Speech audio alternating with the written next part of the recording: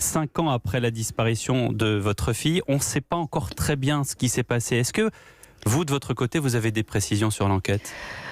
Écoutez, il y a un an, on disait que l'enquête n'avançait pas, était bloquée, etc. Un dossier avait été égaré. À aujourd'hui, on ne peut pas dire vraiment que ça a avancé, mais le juge d'instruction, normalement, devrait relancer une commission rogatoire pour que des enquêteurs français retournent sur le terrain. Ça vous met en colère que ça n'avance pas ? Bien sûr, mais d'un autre côté, il faut comprendre aussi que la Centrafrique, c'est pas calme, que c'est compliqué pour y aller, qu'il y a des histoires de sécurité, notamment pour des enquêteurs français qui vont sur place, et que quand on est dans un pays en conflit, et voilà quoi. Et c'est ce qu'on voit justement pour d'autres journalistes qui sont aussi pris en otage ou qui ont été tués et dont les enquêtes n'avancent pas également. Oui, et vous avez raison de le rappeler. Il y a évidemment un ou plusieurs responsables de la mort de Camille. Pour vous, c'est important de les connaître ? Ce qui est important pour nous, c'est pas de savoir qui a tiré sur Camille, parce que ça on ne le saura jamais, ça ne nous intéresse pas. C'était un groupe. Ce qui nous intéresse, c'est de savoir quels étaient les assaillants.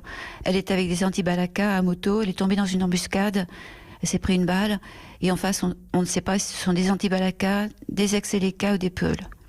Et pour nous, c'est important parce que ça a du sens. Et rappelez-nous, expliquez-nous ce qu'il y a d'important justement dans ces différents groupes. Les anti-balaka, c'était plutôt des milices chrétiens.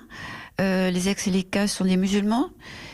Et les Peuls, ce sont plutôt des personnes qui élèvent des animaux et qui vont donc entre le Cameroun et la Centrafrique. Et il y a beaucoup d'interactions entre eux parce que quand il y en a pas un qui tire sur l'autre, c'est l'inverse, quoi. Donc